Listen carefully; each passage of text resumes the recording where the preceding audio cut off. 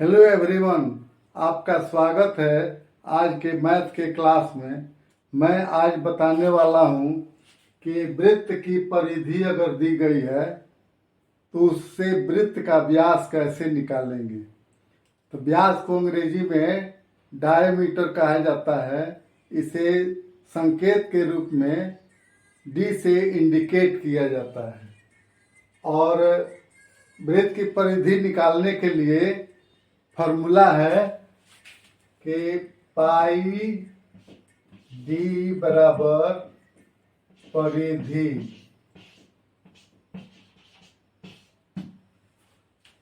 तो इसी फॉर्मूले के प्रयोग के द्वारा हम वृत्त का व्यास निकालेंगे।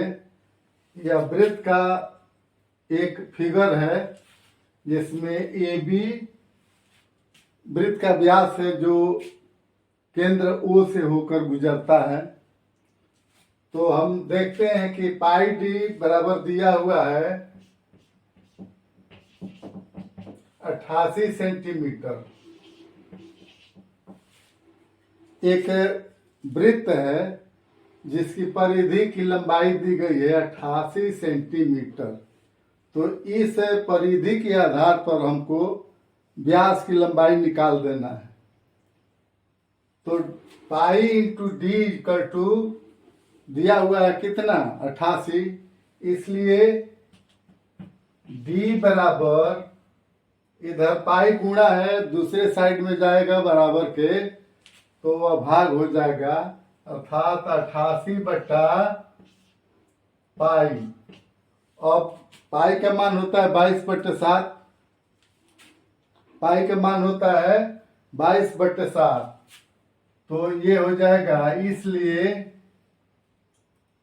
d बराबर 88 बटा 22/7। तो 7 ऊपर चला जाएगा तो 22 चौक 88, तो 4 सत्ते 28।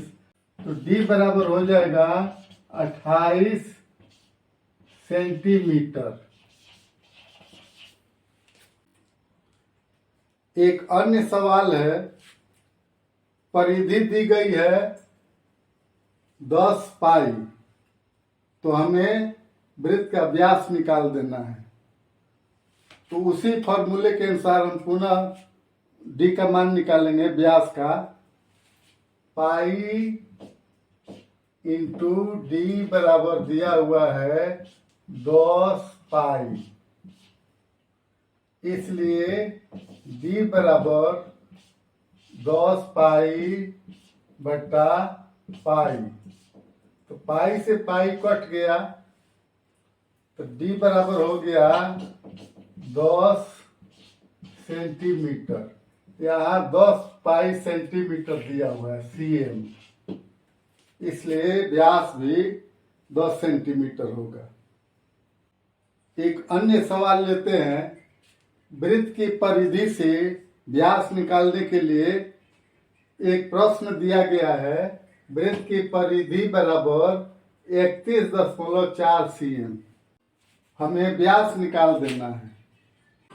पाई इंटू डी बराबर 31.4।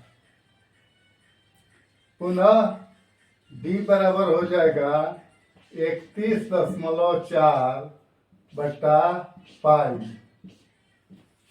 और पाई का मान जो है दशमलव में अगर हम लेते हैं दशमलव के बाद 2 अंकों तक, तो पाई बराबर होता है 3.14। तो इसी का प्रयोग हम पाई के बदला में करेंगे। 31.4 बटा 3.14।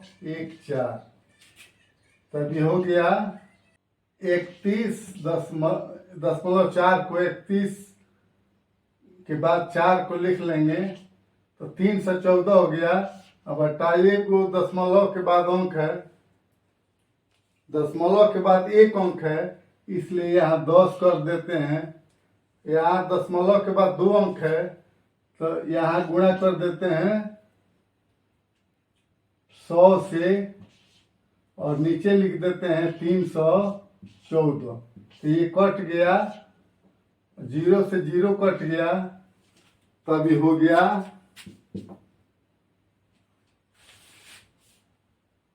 इसलिए d बराबर हो गया 10 सेंटीमीटर। इस तरह से वृत्त की परिधि के द्वारा हम व्यास निकाल लेते हैं।